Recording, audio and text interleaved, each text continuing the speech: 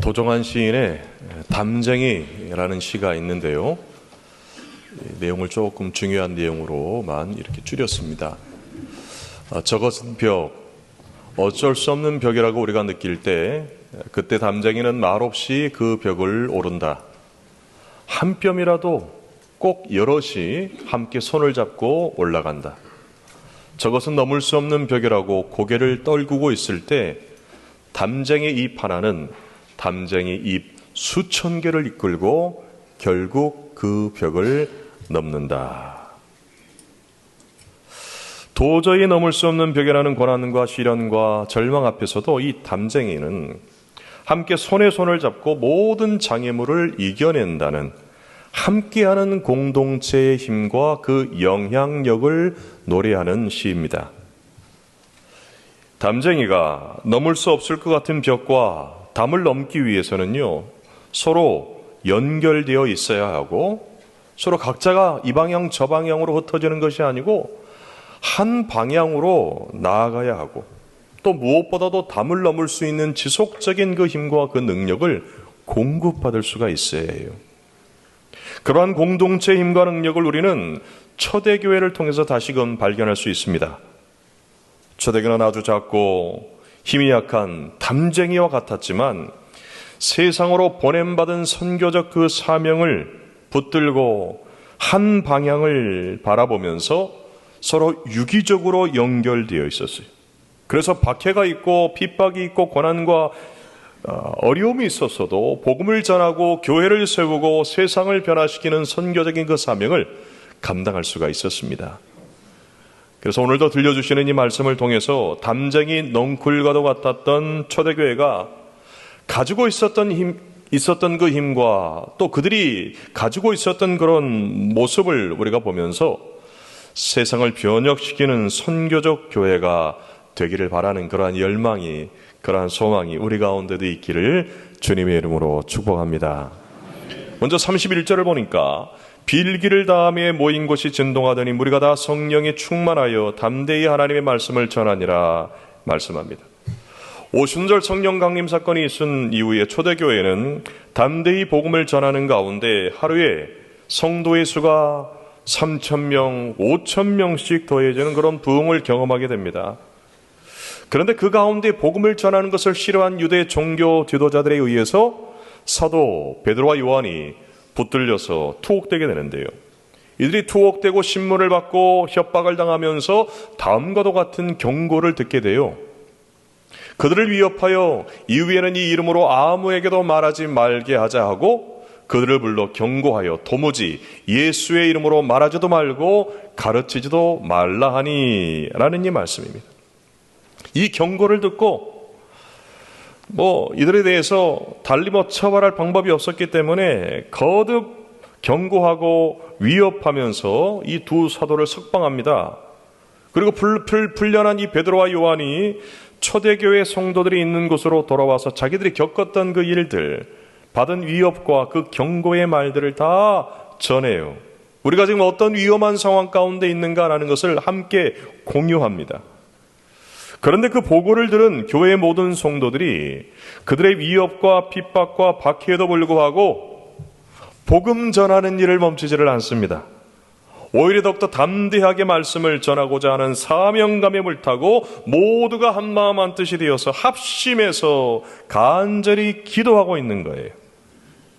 예수님께서 십자가의 고난의 길을 앞에 두고 땀방울이 핏방울이 되기까지 간절히 기도하면서 하나님의 뜻이 이루어지기를 구하였던 것처럼 초대교회 성도들 역시도 고난이 있고 핍박이 있고 박해가 있고 위협이 있었어도 이 잔이 우리에게서 지나가게 해달라고 그렇게 구하는 것이 아니라 오히려 예수님의 그 십자가의 그 고난의 길을 떠올리면서 이 세상의 위험에 맞서서 복음 전하는 일을 더 힘쓰게 해달라 그렇게 기도하고 있는 거예요. 29절 30절을 보니까 주여 이제도 그들의 위협함을 굽어 보시옵고 또 종들로 하여금 담대히 하나님의 말씀을 전하게 하여 주시오며 손을 내밀어 병을 낫게 하시옵고 표적과 기사가 거룩한 종 예수의 이름으로 이루어지게 하옵소서 하더라 라는 말씀이 그 내용입니다.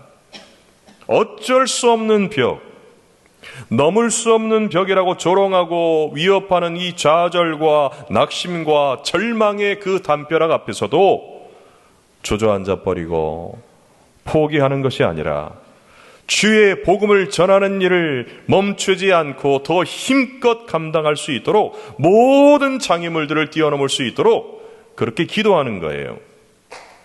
초대교회 모든 성도들이 함께 두 손을 높이 들고 벽을 넘고 담장을 넘어갈 수 있는 그 힘과 능력을 하나님께서 공급해 주시도록 일심으로 한 마음으로 그렇게 기도하고 있는 겁니다. 이처럼 초대교회는 예루살렘의 벽을 넘고 유대의 담을 넘고 사마리아의 담장을 훌쩍 뛰어넘어서 땅끝까지 예수의 복음을 전하고자 하는 선교적 교회의 사명을 한 마음으로 품고 그 한 방향을 향하여서 두 손을 높이 들고 함께 기도하는 교회였다라는 거죠. 베드로와 요한을 비롯한 사도들이라는 영적인 리더 그룹들이 있었지만 모두가 한 마음으로 보냄받은 그 선교적 교회의 사명을 감당하며 선교적인 역동성을 가지고 일상의 삶으로 흩어지는 교회 되기 위해서 생명력을 가진 유기적인 조직으로 함께 단단하게 연결되어 있었다는 겁니다. 이렇게 한 마음으로 한 길 가는 일심일도의 선교적 영성이 충만했던 교회가 초대교회. 그리고 하나님께서 초대교회 성도들이 일심일도의 정신으로 간절히 합심해서 구한 그 기도에 응답하셔서 성령의 능력과 성령의 그 권능을 더 힘있게 부어주시고 그 성령의 강력한 힘과 능력을 공급받은 이 성도들은 더 담대하게 하나님의 복음을, 하나님의 말씀을 전하고 있는 것으로 오늘 성경은 이야기하죠. 18세기 독일의 진젠도르프와 헤르누트 공동체가 있었어요. 이 공동체는 후에 모라비안 교도들에게 많은 영향을 미쳤고 특별히 이 공동체가 가지고 있었던 중요한 특징 중에 하나가 있는데 뭐냐면 24시간 1년 365일 쉬지 않고 기도하는 그런 공동체였는데요. 그 일을 몇 년 했냐면 100년 동안 했어요. 100년 동안. 100년을 이어가면서 기도했습니다. 신실하고 경건한 이들의 기도가 하나하나 다 응답되기 시작해서요. 인도 선교의 탁월한 업적을 남긴 윌리엄 캐리 그리고 감리교를 만든 존 웨슬리에게 큰 영향을 주게 됩니다. 또 중국 네이지 선교를 설립해가지고 19세기 중국 선교의 지대한 역할을 했던 영국의 허드슨 테일러 역시 이들의 그 기도의 열매였습니다. 응답이 열매였다라는 거죠. 여러분, 우리나라에서도 1907년 평양 대부흥 운동이 일어났을 때 그 역시도 앞장선 몇몇 사람들을 통해서만이 아니라 수많은 일반 평신도들의 기도와 헌신의 결과였어요. 함께 기도했던 공동체가 함께 기도했던 결과였다라는 겁니다. 이렇게 하나님의 역사에는 언제나 함께 기도하며 선교적인 영성으로 충만한 교회와 성도들이 그 중심에 있었다라는 이야기입니다. 현대 선교의 아버지로 불리는 윌리엄 캐리는 그래서 이런 말을 남기죠. 하나님으로부터 위대한 일을 기대하라. 하나님을 위해 위대한 일을 시도하라. 라는 도전이. 지금 우리가 사는 이 세계는 전쟁과 또 각종 재난과 위기로 큰 어려움을, 끊임없는 위기를 경험하고 있어요. 그리고 이 와중에 우리 한국교회, 이 와중에 있는 한국교회 신뢰도를 보니까 5년 전에 한 31.8%였는데 이번에 조사한 결과를 보니까 19.0%로 급감하고 대사회적인 이미지가 추락이 되고 있는 거예요. 더 가속화되고 있는 거예요. 그러니 뭘 얘기하는 거냐? 교회 안팎으로 넘을 수 없는, 어쩔 수 없는 부정과 좌절과 절망의 높은 담벼락이 둘러져 있다라는 이야기. 그러나 하나님께서 새롭게 일으키시는 부흥이 일어나는 시대와 현장에서는요, 박해가 있고 핍박이 있고 위협이 있고 경고가 있고 여러 가지 많은 위험과 위기가 그 높은 벽이 있었지만 언제나 함께 두 손을 높이 들고 기도하는 선교적인 영성으로 충만한 선교적 교회의 성도들이 있었고요. 그들을 중심으로 역사하시는 성령 하나님의 강력한 그 임재와 그 성령님의 놀라운 능력이 그 사람들을 통해서, 그 공동체를 통해서, 그 교회를 통해서 나타났다라는 얘기. 성령의 충만함으로 성령께서 이끄시고 주도해 가시는 교회에 되어서 위험한 일상 속에서도 담대하게 주의 복음의 말씀을 전하고, 성령님께서 공급하시는 그 힘과 능력으로 무장해서 하나님으로부터 위대한 일을 기대하고 하나님을 위해서 위대한 일을 시도하면서 세상을 변화시키는 선교적 교회들이 될 수 있었다라는 이야기입니다. 이어서 32절을 보면, 믿는 무리가 한 마음과 한 뜻이 되어 모든 물건을 서로 통용하고 자기 재물을 조금이라도 자기 것이라 하는 이가 하나도 없더라 말씀해요. 초대교회는 위기와 위험이 끊임없이 일어나는 위험한 세상의 한복판에서도 기도의 손을 높이 들고 선교적인 영성으로 충만해서 음부의 권세가 해하지 못하는 그러한 교회로 함께 세워져 갔습니다. 선교적 사명이라는 한 방향 바라보고 일심일도의 십자가 정신으로 함께 나아가며 높은 담장을 넘어간 선교적 교회의 중심에는요, 그래서 선교적 공동체가 있었습니다. 방금 읽은 이 성경 본문에는 치열한 영적인 전투가 벌어지는 일상이라는 세상 속에서 성령께서 공급하시는 힘과 능력으로 한마음 한뜻 되어 유무상통하면서 아름다운 공동체를 이루어가는 초대교회의 모습을 보여주죠. 있든지 없든지 콩 한 쪽이라도 서로 나누어 먹으면서 이기적인 인간의 본성을 거슬러 모든 것을 함께 공유하는 사랑의 공동체요, 이 하나님 나라의 모습, 아, 천국이 이런 곳이구나, 천국이 바로 저기에 있구나 하는 것을, 하나님 나라의 실제를 여러분 구현해낸 거예요. 생명력 있는 이 교회는 성령께서 공급하시는 힘과 능력으로 하나님을 사랑하고 서로를 사랑하면서 이웃을 향한 사랑의 그 방향으로, 그 흐름으로 자연스럽게 흘러갑니다. 전통적으로 예배당 안에서만 사역하는 교회를 가리켜서 이렇게 부릅니다. 고체교회라고 불러요. 굳어있는 교회, 딱딱한 교회죠. 그러나 교회당이라고 하는 공간과 장소를 넘어서 성도들이 살고 있는 각자의 삶으로 흩어지고 물처럼 스며들어서 예수님의 생명과 그 구원을 전하는 교회를 미셔널 처치, 선교적 교회, 다른 말로 고체 교회와 반대되는 액체 교회라고 그래요. 유연하죠. 어디든지 흘러가는 그러한 특징이 있습니다. 이 선교적 교회는 성령으로 충만하여 하나님 사랑, 서로 사랑, 이웃 사랑으로 이어지는 선교적 그 영성으로 가득한 선교적 공동체를 통해서 성도들이 사는 일상의 삶으로 흩어지고 올라가 물처럼 스며드는 그런 일을 하는 거예요. 선교적 공동체인 우리 안에 가득 채워진 성령의 능력과 복음의 생명력이 그래서 죽은 땅을 살리고 하나님의 성전으로 불리는 성도들의 문지방 밑에서부터 발원하는 이 생명의 강물이 흐르는 곳마다, 이 생명의 강물이 닿는 곳마다 수많은 생명들이 살아나고 번성하게 되는 그런 부흥의 역사들이 일어나게 된다는 이야기입니다. 특별히 선교적 공동체라는 이 말에는 두 가지 의미가 있습니다. 먼저는 계속해서 반복해서 여러분에게 이제 말씀드리고 있는 바와 같이 교회가 본질적으로 하나님의 선교를 위해서 부름받고 보냄받은 성도들의 공동체라는 거예요. 다음으로는 선교적 교회의 사명을 이루기 위한 사역 단위로서의 선교적 소그룹을 지칭하는데, 여기에서 제가 말하는 것은 선교적 교회의 중심이 되는 초대교회와 같은 선교적 공동체는 이 선교적 소그룹을 이야기하는 겁니다. 여러분, 예수님께서 12명의 제자들에게 귀신을 쫓아내고 모든 병과 약한 것들을 고치는 권능을 주시면서 또 70명의 제자를 세워서 각 동네와 각 지역으로 파송하실 때 성경을 보면은요, 혼자 보내지 않습니다. 소그룹 공동체로 묶으셔가지고 둘씩 짝을 지어서 함께 사역할 수 있도록 그렇게 보내요. 특별한 전략이 없고 여러 많은 자원들이 없었어도 성령의 능력과 은사로 무장한 제자, 곧 이 선교적 공동체를 통해서 놀라운 기적을 일으키고 이기심을 극복한 사랑으로 세상을 변화시키는 그런 역사가 초대교회에 나타났죠.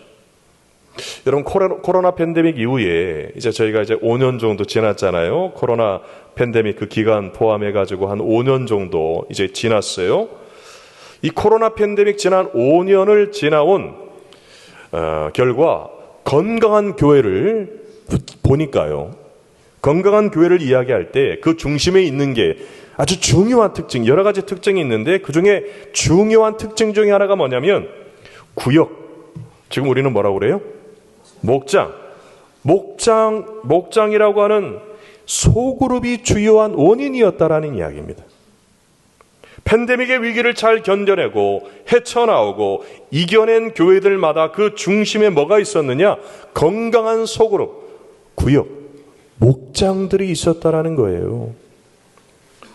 우리 사회가 산업화와 근대화와 민주화를 이루고 AI를 비롯한 과학의 발전을 통해서 삶의 질이 크게 향상이 되고 이전보다도 더 풍요로워지고 더 편리한 그런 세상이 되었습니다. 그런데 전통적인 가정의 관계와 또 친밀함과 안정감을 주는 공동체를 통해서 이루어지던 거기에서 얻을 수 있는 소통과 협력은 단절되었어요. 그 어디에도 소속되지 못하는 소외감과 외로움과 군중 속의 고독이라고 하는 현대인의 질병이 생겼습니다. 그래서 이 시대의 사람들은요, 관계가 피상적이고 파편화된 오늘의 이 세상 속에서 친밀하고 깊이 있게 함께 연결되고 관계적인 그런 공동체적인 그런 경험을 갈망하는 마음이 있다라는 겁니다. 그러한 마음들이 있다라는 거예요. 이렇게 이 시대의 사람들의 영적인 목마름을 이해하고 교회됨의 본질과 원형이 초대교회와 같은 공동체성의 기초를 두어야 된다는 것을 알고 있기 때문에 선교적 교회 운동을 주도하는 이상헌 교수, 여러분 제가 말씀을 드리죠. 이 교수님이 이렇게 강조해요. 공동체, 그것은 하나님과 그의 백성 안에서만 경험되어질 수 있다. 따라서 그리스도 안에서 형성된 진정한 공동체성을 기초로 교회는 세상을 향한 시대적 대안을 제시할 수 있어야 한다라는 이야기입니다. 여러분, 공동체를 보니까요, 공동체의 한자어가 운명이나 생활, 목적을 같이 하는 두 사람 이상의 조직이 공동체예요. 같은 방향과 목적을 위해서 함께 살고 함께 죽는 두 사람 이상의 소그룹이 공동체라는 겁니다. 그런데 세상 그 어디에서도 진정한 이 공동체를 경험하지 못하는 거예요. 맛볼 수가 없고 찾아볼 수가 어려운 그런 시대가 되었다는 겁니다. 하지만 세상 모든 사람들이 바라고 찾고 기대하는 이 공동체성을 분명하게 충분하게 가지고 있고 보여주는 건강한 소그룹이 있는 교회는요, 팬데믹의 위기가 있고 전쟁의 위기가 있고 아무리 교회에 대한 대사회적인 이미지가 추락하고 교회가 정체되는 것뿐만 아니라 쇠퇴되고 있는 이런 위험한 위기의 시대 가운데서도 그 모든 것들을 잘 견뎌냈고 수많은 위기와 위험도 잘 극복하고 오히려 더 부흥하고 더 성장한다는 게 지난 5년의 결과입니다. 지난 5년의 결과예요. 아니, 어떻게 저 팬데믹의 위기 가운데서도 교회가 정체되고 쇠퇴되고 있는 이런 상황 가운데서도 어떤 교회들은 부흥하거든요. 어떤 교회는 성장하거든요. 세상 가운데 영향력을 끼치거든요.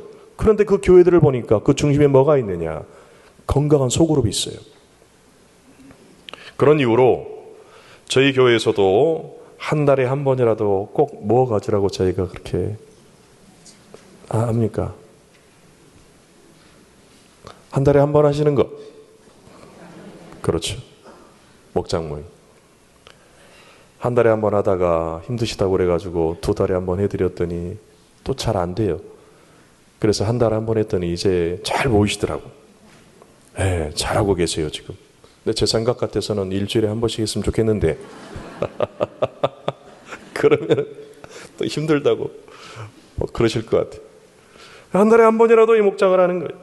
목장을 통해서 기쁜 일이 있을 때 함께 웃고 슬픈 일이 있을 때 함께 울고 예수님 중심으로 같은 목적 가지고 한 방향으로 함께 살고 함께 죽는 운명 공동체로, 생명 공동체로 함께 세워져 가도록 하는 겁니다. 그리고 이 선교적 교회의 중심에 있는 선교적 공동체는요, 어느 한 사람의 주도로만 세워지고 움직여지지 않습니다. 그럼 힘들어요. 목장의 어떤 구역장, 과거의 구역장이라고 그랬잖아요. 목장의 지금 목자, 어떤 부목자, 한두 사람을 통해서 여러분 주도적으로 그렇게 건강하게 세워지지 않습니다. 앞에 있는 한 사람이나 어느 누군가에게만 의존하지 않는 것이 건강한 소그룹, 초대교회의 소그룹이에요. 전통적이고 권위적이고 수직적인 관계 구조에서 벗어나서 수평적이고 분산된 리더십을 추구하는 거예요. 모든 성도들이 각자에게 가지고 있는 영적인 은사와 타고난 은사와 습득된 은사, 여러분 모두에게는 이 세 가지가 다 있어요. 태어나면서부터 타고난 여러분들의 능력이 있습니다. 어떤 분들에게는 음악적 능력이 탁월하죠. 예술적인 능력이 탁월한 분들이 있습니다. 그 사람만이 가지고 있는 독특한 그런 은사들이 있고요. 또한 영적인 은사도 우리 성령께서 주시고, 무엇보다도 우리가 자라오면서 환경을 통해서 내가 좋아하는 것들을 통해서 습득된 그런 은사들이 있다라는 거예요. 여러분들 각자가 가지고 있는 그런 은사들을 가지고 왕적인 왕 같은 제사장이 되어서 함께 팀을 이루면서 세상을 섬기고 변혁시키는 일을 선교적 공동체, 여러분의 목장을 통해서 할 수 있는 것입니다. 랜스 포드와 롭 웨그너 그리고 앨런 허시가 공조한 우리나라 말로 번역하게 되면 움켜진 힘을 풀어라 라는 책이 있는데요. 여기에서 초대교회는 권력 집중형 교회가 아니라 권력 분산형 교회라는 특징을 가지고 있었다라는 것을 밝힙니다. 그리고 여기에서 거미와 불가사리를 예로 들고 있습니다. 여러분, 거미와 불가사리 보게 되면 둘 다 하나의 몸에다가 여러 다리를 지니고 있다라는 특징이 비슷해요. 그런데 거미는 머리에 치명상을 입게 되면 몸 전체가 죽습니다. 하지만 머리가 없는 이 불가사리는 몸의 어느 한 부분이 잘려나가도 죽지 않습니다. 오히려 잘려나간 부분이 생명력을 가지고 있는 새로운 개체로 분화하는 그런 특징이 있죠. 고난과 핍박과 위협을 받아도 하나가 둘이 되고 둘이 넷이 되었던 이 초대교회가 불가사리형 조직의 특징을 가지고 있었다라는 이야기입니다. 서로 연결되어 있지만 조직이 중앙에 집중되어 있지 아니하고 다중적이고 분산된 구조로 움직이면서 강한 생명력을 발휘할 수 있었다라는 거예요. 이렇게 초대교회는 예수님을 중심으로 성령의 충만함과 인도하심을 받고 서로 사랑하며 각자가 가지고 있는 그 은사로 함께 세워져가는 그런 교회였습니다. 어느 한 사람, 앞에 있는 목회자, 또 당회나 어느 한 몇몇의 사람들에서 주도적으로 가는 그런 교회가 아니라 모두가 함께 세워가는 그런 교회였다라는 거예요. 유기적으로 서로 연결되어서 물처럼 스며드는 생명력으로 보냄받은 일상의 삶에서 선교적 사명을 감당하는 선교적 공동체였던 거죠. 저는 바라기는 초대교회 같은 선교적 공동체로 저희 신들의 모든 성도들이 함께 세워져 갈 수 있기를 바랍니다. 나는 별로 끼고 싶지 않은데. 그런 게 아니고 우리 모두가 하나의 운명 공동체요, 생명 공동체라고 하는 그러한 믿음과 소망이, 그런 은혜가 저희 모두 가운데 충만할 수 있기를 주님의 이름으로 축복합니다. 마지막으로 33절에서 35절인데요. 여러분, 이 말씀은 우리가 함께 읽겠습니다. 사도들이 큰 권능으로 주 예수의 부활을 증언하니 무리가 큰 은혜를 받아 그 중에 가난한 사람이 없으니 이는 밭과 집 있는 자는 팔아 그 판값의 값을 가져다가 사도들의 발 앞에 두매 그들이 각 사람의 필요를 따라 나누어 줌이라 말합니다. 여러분, 성령님께서 공급해 주시는 선교적인 영성으로 충만한 이 초대교회 성도들이 힘있게 복음을 전하면서 서로의 필요를 따라 서로의 있는 것을 나누고 섬기면서 하나님 나라를 구현하고 있는 마지막 모습을 보여줍니다. 예수님의 복음을 중심으로 한 몸 이룬 사랑의 공동체 되어서 진짜 세상의 소금이 되고 세상의 빛이 된 거예요. 세상 그 어디에서도 경험할 수 없는 그런 이해와 그런 사랑과 그런 포용과 그런 섬김과 그런 나눔을 맛볼 수 있는 교회였던 거죠. 사랑의 나눔이 있는 곳에 하나님께서 계시도다. 라는 찬양의 가사처럼 눈에 보이지 아니하는 하나님께서 여기 계시는구나, 눈으로 볼 수 없는 하나님께서 정말 여기에 살아계시는구나, 하나님 나라가 바로 여기에 있구나, 하나님 나라의 능력과 하나님 나라의 축복과 그 영광의 현존을 생생하게 체험하는 그런 교회였던 거죠. 무엇보다도 복음을 중심으로 함께 세워져 가며 하나님 나라를 함께 이 땅에 구현해낸 이 초대교회는 각 사람의 필요에 따라 나누는 삶이 일상이었던 영적인 가족 공동체였습니다. 여러분, 가족을 다른 말로 뭐라고 하죠? 우리 식구, 그렇게 부르죠. 식구를 보니까 같은 집에 살면서 끼니를 함께하는 사람, 같이 밥 먹는 사람이잖아요. 교회의 원형과 본질을 보여주는 초대교회는요, 어쩌다 한 번이 아닙니다. 기분 좋은 일 있을 때 내가 한 팩 낼게, 어쩌다 한 번이 아니라 지속적으로 서로의 필요를 따라서 마음과 물질을 나누는 가족 같은 사랑의 관계가 이어졌습니다. 그야말로 한 집에 살면서 함께 먹고 함께 마시는 가족 같은 공동체였다라는 이야기입니다. 여러분, 예배소서 2장 19절부터 22절을 보면, 그러므로 이제부터 너희는 외인도 아니요 나그네도 아니요 오직 성도들과 동일한 시민이요 하나님의 권속, 가족이라는 거예요. 하나님의 권속이라. 너희는 사도들과 선지자들의 터 위에 세우심을 입은 자라. 그리스도 예수께서 친히 모퉁이 돌이 되셨느니라. 그리스도 안에서 건물마다 서로 연결하여 주 안에서 성전이 되어가고 너희도 성령 안에서 하나님이 거하실 처소 되기 위하여 예수 안에서 함께 지어져 가느니라 말이에요. 우리는 예수님을 중심으로 한 성령 안에서 하나님께서 거하시는 처소인 성전 되기 위해서, 처소가 되기 위해서 함께 지어져 간다는 겁니다. 이렇게 함께 지어주고 세워져가는 선교적 교회, 하나님의 임재와 하나님의 영광이 충만하고 하나님 나라의 능력과 하나님 나라의 축복이 지속적으로 나타나고 생명력이 없는 어두운 세상 가운데 진정한 해답이 되고 대안이 없는 세상 사람들에게 대안이 되는 교회가 바로 저기 있구나 하는 대안 공동체로 쓰임받게 되죠. 오늘날 이렇게 영적인 가족 공동체로 함께 세워져가는 선교적 공동체는 이 선교적인 열정과 선교적인 비전을 가지고 함께 모이는 것을 힘써하고요, 또 교회가 속해 있는 지역과 이 도시에 필요한 것이 뭔가, 그런 것들을 아주 면밀하게 관찰하고 내일처럼 생각하면서 경제적으로 어려운 사람들, 고아와 또한 결식아동들, 자립을 준비하는 청소년들, 청소년들을 위한 다양한 그 지역이 필요로 하는 것들, 그러한 사역들을 감당하는데, 이게 교회에서 위에서 아래로 딱 계획 세워가지고 이렇게 하는 게 아니에요. 소그룹들이 그 일을 하는 거예요. 우리가 해볼게요. 제가 순례 다녀와서는 완도 성광교회에 대해서 한번 제가 말씀을 드리려고 그러거든요. 그 교회는 저희보다도 한 절반 정도밖에 안 되는 교회인데요, 위원회가 500개인가 된대요. 500개. 아니, 그러면 도대체 위원회가 왜 이렇게 많은가 궁금하시죠? 궁금하면 2주 후에 그 지역에 필요한 것들, 하나가 됐든 열이 됐든 100개가 됐든 찾아보면 엄청나게 많거든요. 그 일을 누가 하느냐? 선교적 공동체. 2사람 이상이 모여가지고 계획 세워가지고 거기서 하는 거예요. 그것을 자발적으로, 창의적으로 섬기고 감당함으로 진짜 세상을 변화시키는 그런 선교적 공동체를 이루게 된다는 이야기입니다. 누가 시키지 않아도 성령의 감동을 받은 선교적 소그룹을 중심으로 세상을 섬기고 복음을 전하고 정말 담장을 넘어가는 교회, 그저 오라고만 하는 것이 아니고 우리 예수님께서 이 땅에 친히 우리와 같은 몸을 입고 성육신하시고 친히 찾아오셨던 것처럼 우리가 찾아가는 그런 교회가 되는 거예요.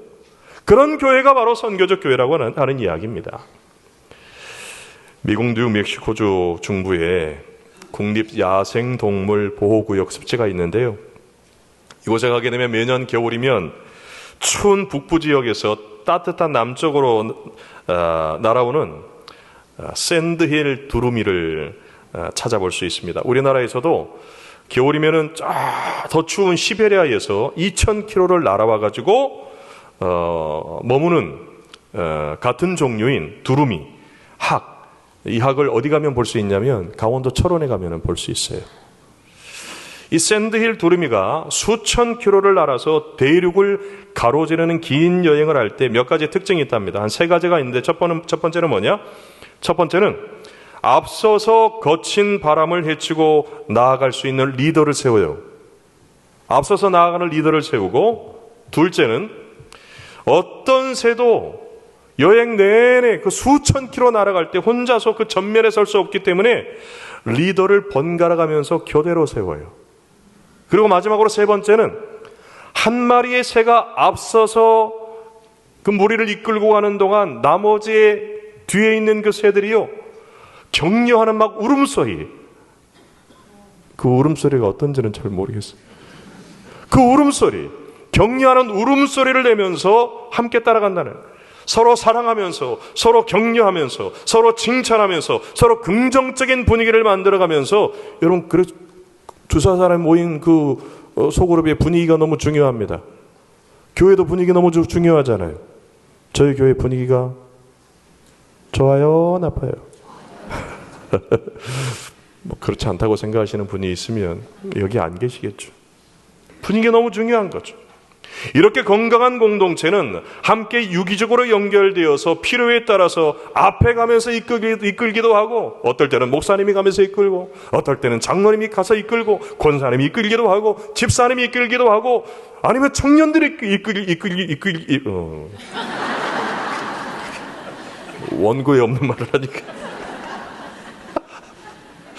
그렇게 이끌기도 하면서 거친 바람을, 위험한 세상을 헤쳐나가고 담쟁이들처럼 담을 넘어간다.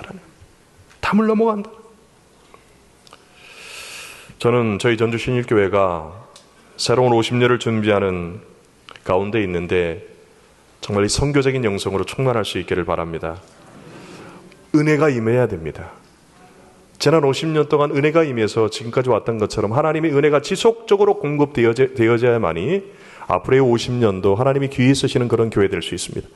그리고 그 교회의 중심에는 여러분이 있습니다. 제가 있는 게 아닙니다. 여러분 한 사람 한 사람이 선교적 공동체가 되어서 함께 유기적으로 연결되어 함께 손 맞잡고 그렇게 나아갈 때 여러분을 통해서 지난 50년 주셨던 그 은혜, 이전의 영광보다 더 큰 영광이 저희 전주 신일교회 가운데 임하게 될 줄로 확실히 믿습니다. 기도하겠습니다.